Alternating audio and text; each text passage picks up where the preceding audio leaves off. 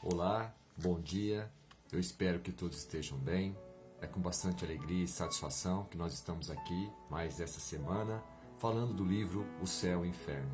Hoje nós começaremos o capítulo 5, que fala sobre os suicidas. Então vamos lá. Na comunicação de hoje nós traremos o suicida de Samaritane. Vamos conhecer um pouquinho como foi, essa comunicação e a gente fazer aqui uma reflexão, um aprendizado para a nossa conduta aqui no plano físico, ok? Vamos lá. No dia 7 de abril de 1858, por volta das 7 horas da noite, um homem de cerca de 50 anos, vestido convenientemente, apresentou-se no estabelecimento de Samaritane, em Paris. Provavelmente devia ser um hotel, um lugar onde as pessoas iam lá para usufruir dos benefícios desse estabelecimento. Continuando, e mandou preparar um banho. O atendente espantou-se de que, após um intervalo de 2 horas, aquele indivíduo não o chamasse e decidiu entrar em seu cubículo para ver se ele não estava indisposto. Passado esse intervalo, então, quando ele entrou nesse quarto, ele testemunhou então um espetáculo atroz, segundo aqui o atendente. E aquele infeliz tinha cortado a garganta, com uma navalha. E todo o seu sangue se misturava com a água da banheira. Não tendo podido ser estabelecida sua identidade, transportou-se o cadáver para o necrotério. Olha, veja a cena que ocorreu. O espírito desse homem, evocado na sociedade de Paris 6 dias após a sua morte física, deu as respostas seguintes. Então começa no primeiro ponto, que é a evocação. Aí vem uma resposta do guia do médium. Espera, aqui está ele, ou seja, ali naquele momento ele se manifesta. Onde estás agora? E começa as perguntas. Não sei, o espírito responde. Dizei-me onde estou. Vem uma nova pergunta. Estais numa assembleia de pessoas que se ocupam de estudos espíritas e que são benevolentes convosco. Dizei-me se estou vivo. Asfixio no caixão. Ele se manifestando, que ele sente uma asfixia ainda no caixão. Aí vem uma observação sobre essa primeira impressão da comunicação. Sua alma, embora separada do corpo, ainda está completamente mergulhada no que se poderia chamar o turbilhão da matéria corpórea. As ideias terrestres ainda são vivazes. Ele não acredita que está morto. Termina a observação, continua aqui as perguntas. Quem vos encorajou a vir até nós? Eu me sinto aliviado, responde ele. Que motivo vos levou a vos suicidardes? Eu morri? Não, habito o meu corpo. Não sabeis quanto sofro. Asfixio, que uma mão compassiva tente acabar comigo. Não, ele relatando ainda aquele momento, quando ele desperta e percebe que ainda está naquele processo transitório, do corpo físico e de se achar no mundo espiritual. E continua as perguntas. Por que não deixastes nenhum traço que pudesse fazer reconhecer-vos? E aí pergunta para ele, por que ele desencarnou daquela maneira, se preparando, como se estivesse fugindo de alguma coisa. Aí ele responde, estou abandonado, fugi do sofrimento para encontrar a tortura. Nova pergunta, tendes agora os mesmos motivos para permanecer desconhecido? Ele responde, sim, não coloqueis um ferro em brasa na ferida que sangra. Gostarias de dizer vosso nome, vossa idade, vossa profissão, vosso domicílio? Não, a tudo não. Ainda o espírito não quer dizer o motivo, por que ele desencarnou dessa maneira, o que o fez, o que ele sentiu para que ele pudesse ter esse comportamento e depois se suicidar. Mas continuando aqui. Tinhas uma família, mulher, filhos? Ele responde. Eu estava abandonado, nenhum ser me amava. O que havias feito por não ser amado por ninguém? Ele responde, quantos são como eu? Um homem pode estar abandonado no meio da sua família, quando nenhum coração o ama. No momento de realizar vosso suicídio, não sentiste nenhuma hesitação? Ele responde, eu tinha sede da morte, aguardava o repouso. Como o pensamento do futuro não vos fez renunciar ao vosso projeto? Ou seja, perguntando, né, se ele pensava na vida futura e por que isso de repente não fez com que ele parasse, não continuasse nesse pensamento do suicídio. Né? E ele disse, eu não acreditava mais nisso, estava sem esperança. O futuro é a esperança. Então, o estado dele estava bastante debilitado emocionalmente, por isso que o levou a chegar nesse ponto. Né? Continuando as perguntas. Que reflexões fizestes no momento em que sentistes a vida se extinguir em vós? Ele responde. Eu não refleti, senti, mas minha vida não está extinta.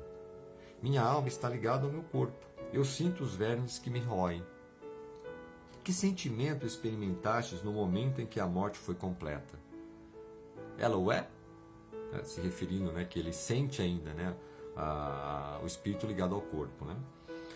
E uma nova pergunta. O momento em que a vida se extinguia em vós foi doloroso? Responde. Menos doloroso do que depois. Só o corpo sofreu. E aí vem, né, uma pergunta feita ao Espírito São Luís. Ao Espírito São Luís. A que se refere o Espírito ao dizer que o momento da morte foi menos doloroso do que depois? E vem a resposta de São Luís, né, esclarecendo essa situação específica. Né?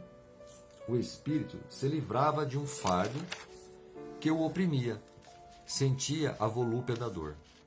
Esse estado é sempre a consequência do suicídio? Pergunta, né, ao Espírito São Luís. Ele responde, sim. O espírito do suicida fica ligado ao corpo até o fim de sua vida. A morte natural é a libertação da vida. O suicídio quebra-a inteiramente, se referindo que todos nós temos um tempo de vida. E quando você, de alguma maneira, antecipa esse tempo de vida no mundo físico, o espírito, de uma certa maneira, isso pode variar de espírito para espírito, de acordo com, né, a gravidade, ou os atenuantes, ou até mesmo, né, a benevolência desse espírito, mas o espírito ele acompanha até o tempo de vida que tinha ali prescrito, né, naquela encarnação. Então, por isso que ele se comunica dessa maneira, que ele sente o corpo ainda sendo, né, incomodado pelos vermes. Né? Então, ele vem explicar essa situação. Né? Vem uma outra pergunta. Esse estado é o mesmo em toda morte acidental, independente da vontade? E a qual abrevia a duração natural da vida? Ele responde, não. O que compreendeis por suicídio? O espírito não é culpado senão de suas obras. Aqui é uma explicação, né, que nós somos responsáveis pelo que fazemos, né, com a nossa vida, com a nossa conduta. Toda ação tem uma reação, a lei de causa e efeito. Então, assim, nós somos responsabilizados pelos atos que cometemos. Né? Aquilo que não cometemos, que são variáveis circunstâncias, nós não podemos ser responsabilizados. Então, aqui no caso especificamente, né, ele está sendo responsável porque ele antecipou o tempo de vida no mundo físico, tirando sua própria vida. Né? E continuando aqui, uma nota de explicação. Esta dúvida quanto à morte é muito comum nas pessoas falecidas há pouco tempo. E, sobretudo, naquelas que durante a vida não elevaram sua alma acima da matéria. É um fenômeno bizarro à primeira vista, mas que se explica muito naturalmente. Se a um indivíduo posto em sonambulismo pela primeira vez, se perguntar se ele dorme, ele responde quase sempre. Quase sempre não. E sua resposta é lógica. É o interrogador que faz mal a pergunta servindo-se de um termo impróprio. A ideia do sono, em nossa língua habitual, está ligada à suspensão de todas as nossas faculdades sensitivas. Ora, o sonâmbulo que pensa, que vê e que sente, que tem consciência de sua liberdade moral, não acredita dormir. E, com efeito, ele não dorme, na acepção comum do termo. É por isso que responde não, até que se tenha familiarizado com essa maneira de entender a coisa. Igualmente no homem que acaba de morrer. Para ele, a morte era o aniquilamento do ser. Ora, como sonâmbulo, ele vê, sente, fala, portanto, do seu ponto de vista, ele não morreu. E ele o afirma até que tenha adquirido a intuição de seu novo estado. Ou seja, quando ele percebe que realmente, né, está já num outro plano. Né, mas a princípio, né, ele tem a sensação que ainda continua vivo no mundo físico, mas já está numa outra dimensão. Né? Essa ilusão é sempre mais ou menos penosa, porque nunca é completa e deixa o espírito numa certa ansiedade. No exemplo precedente, ela é um verdadeiro suplício pela sensação dos vermes que roem o corpo e pela sua duração, que deve ser a que teria tido a vida desse homem. Esse estado é frequente nos suicidas, mas nem sempre se apresenta em condições idênticas. Varia, sobretudo, na duração e na intensidade, segundo as circunstâncias agravantes ou atenuantes da falta. Ela é frequente entre aqueles que viveram mais da vida material do que da vida espiritual. Em princípio, não há falta sem punição, mas não há regra igual e absoluta nos meios de punição. E aí encerra, né, essa comunicação desse espírito que se suicidou, né? Tirou a sua vida antes do tempo estimado, que cada um de nós temos um tempo estimado aqui no mundo físico. E quando nós cometemos um suicídio, de uma certa forma, nós estamos antecipando isso.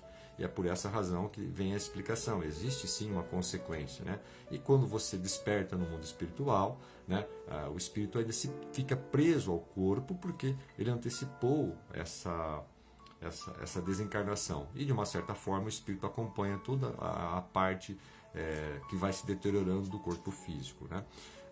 O que vale a pena a gente entender aqui, que a gente precisa entender o que leva, né, ou como as pessoas chegam nesse ponto. Então a gente precisa entender assim, do ponto de vista que ele relata, esse espírito comenta, né, que de uma certa forma ele se sentiu abandonado pela família, mas depois também tem uma pergunta, por que o que você possa ter feito para se sentir abandonado, ou por que a sua família abandonou. Então é evidente que não deu para a gente entrar aqui no detalhe, né, porque não tem esse detalhe, mas nós podemos fazer um exercício de imaginação.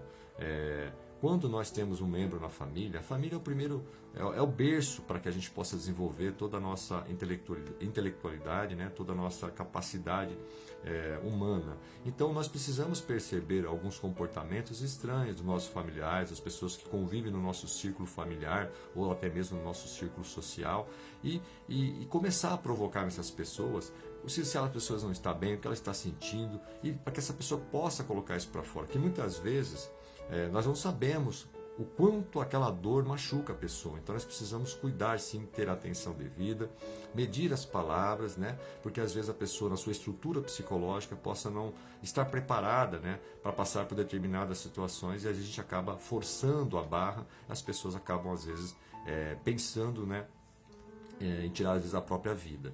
Então é muito importante, né, do ponto de vista assim, de conhecer mais, se aprofundar mais, se aproximar mais, deixar a pessoa mais assim à vontade para colocar o seu ponto de vista, porque a própria fala, que a pessoa possa desabafar, é uma maneira também da gente captar se algo não está bem. Por outro lado também, nós temos que ver também o que nós estamos fazendo, como nós estamos conduzindo a nossa vida, que ele toca, né, no ponto da questão da vida material. Será também que nós não estamos conduzindo uma vida muito no materialismo?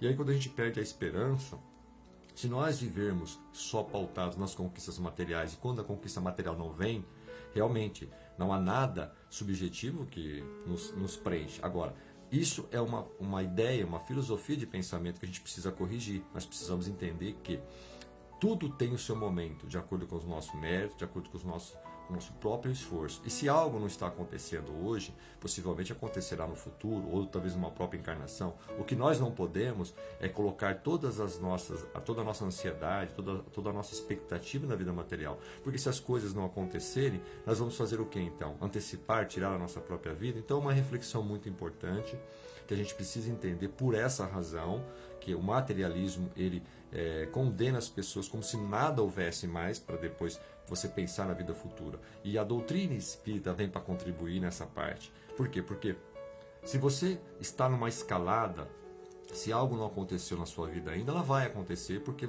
naturalmente você vai conquistar, você vai se esforçar e você vai chegar naquele ponto que você almeja. Mas existe um caminho, né? E às vezes a gente, quando pensa que é só na vida material, esse caminho ele se encurta, e aí as pessoas às vezes acabam entrando, né, num desequilíbrio emocional e podendo chegar de fato ao suicídio. Então é importante a gente pensar muito nessa questão da vida futura, que nós temos condições de evoluir sempre, e se algo não está acontecendo agora, provavelmente isso vai acontecer no momento que nós estivermos preparados para aquilo. Então esse viés de pensamento é a reflexão, né, deste ensinamento do dia de hoje. É muito importante nós elevarmos os nossos pensamentos, né, ter um equilíbrio emocional, conversarmos mais com os nossos familiares, com os nossos amigos, pessoas que convivem com a gente, captar alguns desvios de comportamento para que a gente possa ajudar também alguma pessoa que esteja passando por uma dor que às vezes nós não conseguimos enxergar, mas para aquela pessoa aquela dor é forte, e para que aquela pessoa possa desabafar, abrir seu coração para que realmente haja uma comunicação, haja um diálogo, né? E de fato a gente consiga ajudar as pessoas com mais sublime pensamento através do amor. Eu agradeço a todos, espero que este ensinamento tenha sido muito valioso e até a próxima semana, se Deus quiser.